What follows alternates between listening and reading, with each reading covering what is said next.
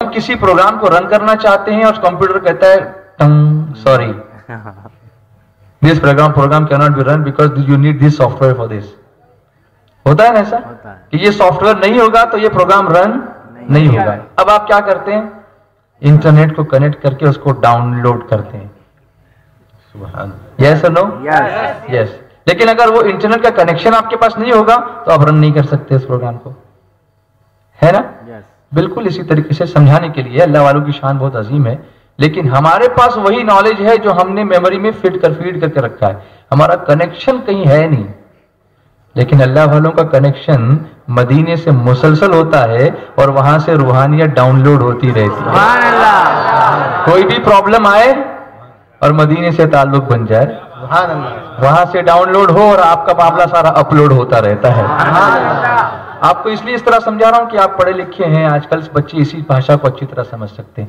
तो राब्ता बहुत जरूरी है और इसीलिए ये इज्तिमात होते हैं कि इससे हमारा राब्ता मेरे आका से मजबूत हो जाता है। इसीलिए महफिल नात होती है कि इससे हमारा राब्ता मेरे सरकार से मजबूत हो जाता है। और उस राब्ते के लिए एक सर्वर चाहिए, तो हमारा राब्ता सर्वर से नहीं, कंप्यूटर के सर्वर कौनैन से।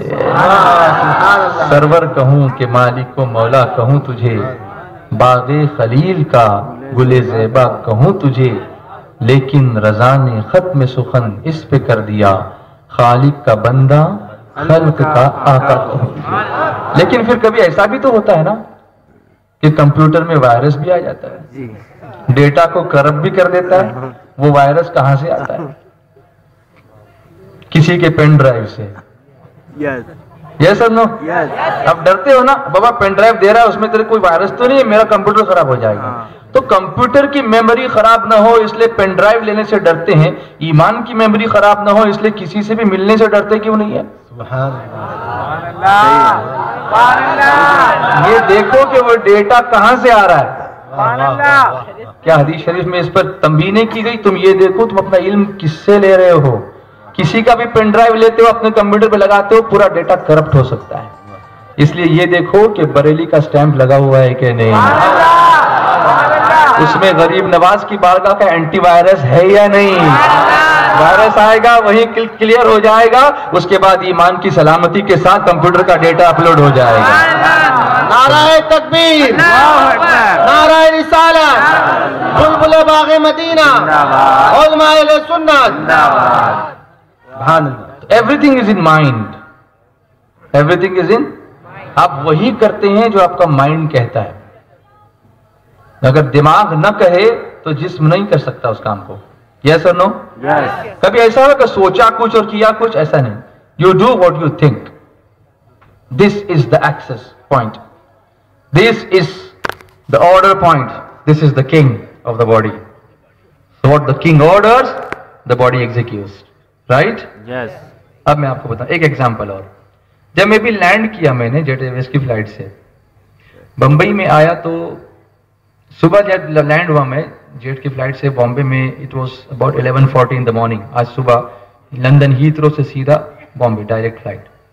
तो उस वक्त उन्होंने ऐलान किया कि the outside temperature is 25 degrees, बाहर का टेम्परेचर 25 डिग्री है। लंदन से निकला था तो उस वक्त टेम्परेचर था -7 डिग्रीज, -7 जी, 0 के नीचे 7 जी। बंबई आया तो 25 जी। और फिर यहां लैंड किया। मैंने समझाने के लिए बोल रहा हूं, ये कुछ और बात नहीं, आपको कुछ पॉइंट समझाना चाहता हूं, इसलिए इसका सहारा ले रहा हूं। यस। यहां आया तो उस एयर होस्टेस ने ऐलान किया, फ्लाइट अटेंडेंट ने, कि बाहर का तापमान 30 डिग्री है। मैंने कहा यार ये कैसे हो सकता है, ये कैसे हो सकता है कि इंदौर में 30 बंबई में 25? मेरा माइंड इसको कबूल नहीं करता। Indore is always cooler than Bombay. Normal वक्त में भी, कंडीशंस में भी, मौसम में भी इंदौर की वो लबसोस चाय नहीं मशहूर है शाम की? यस। क्या कहते हैं वो, पता नहीं क्या कहते हैं, लेकिन वो चाय बड़ी मशहूर है, शाम बड़ी मशहूर है, यहाँ की रातें बड़ी मशहूर है, ठंडी ठंडी होती हैं। तो वैसे भी ठंडक के लिए मशहूर है, ये 30 डिग्री कैसे हो सकता है? मैंने कहा नहीं यार कुछ गड़बड़ हो गई है इसके।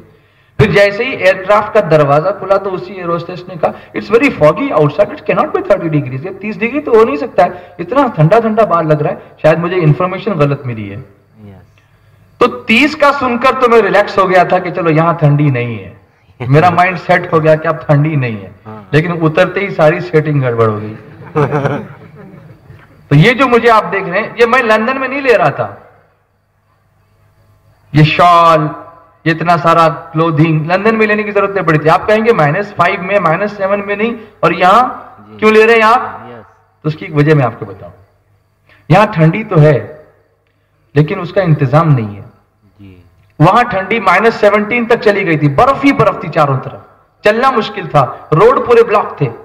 لیکن گاڑی میں بیٹھو تو ہیٹر لگا ہوا ہے, گھر میں بیٹھو تو ہیٹنگ سسٹم لگا ہوا ہے, مسجد میں جاؤ تو ہیٹنگ سسٹم لگا ہوا ہے, ہال میں پروگرام کرو تو ہیٹنگ سسٹم لگا ہوا ہے, کہیں بھی آپ جاؤ تو آلریڈی وہاں پر سارے انتظامات اس سردی کے لیے موجود ہیں, اس کو فیس کرنے کے لیے. لیکن یہاں تو کچھ نہیں ہے, تو اب ہمیں خود اپنا انتظام کرنا پڑتا ہے.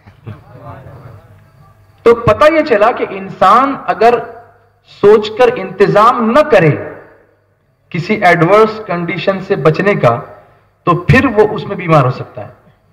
لیکن اگر وہ انتظام کرے تو اسے کسی چیز کی فکر نہیں ہوتی. تو میں نے اپنا انتظام کر لیا تاکہ میں اس ٹھنڈی میں بیمار نہیں ہو جاؤں. اسی طریقے سے انسان جسم کو سنبھالنے کے لیے سارا انتظام کر لیتا ہے, گرمی کا انتظام کر لیتا ہے, سردی کا انتظام کر لیتا ہے. تو ایمان کی سلامتی کے لیے ہمیں کتنا انتظام کرنا چاہیے. ایک جیکٹ پہنا, دوسری جیکٹ پہنی, اس پر شال پہنی تاکہ جسم خراب نہ ہونے پائے, اس کو تکلیف نہ ہو.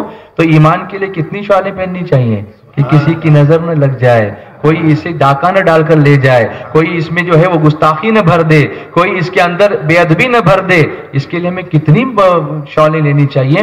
اور یہ ساری گرمی ہمیں ملتی ہے امام احمد رضا کی بارگاہ سے. بولو نا, وہ پہلے سے انتظام کرتے ہیں. اندھیرا ہوتا ہے تو فرماتے ہیں لحد میں عشق روح شاہ کا داغ لے کے چلے, اندھیری رات سنی تھی چراغ لے کے چلے.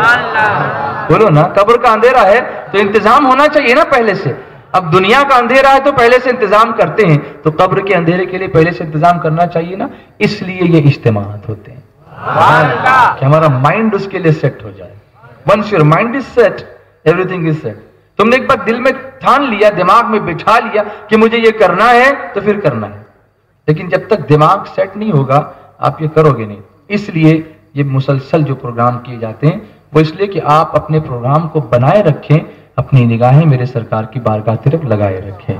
صلی اللہ علیہ وسلم.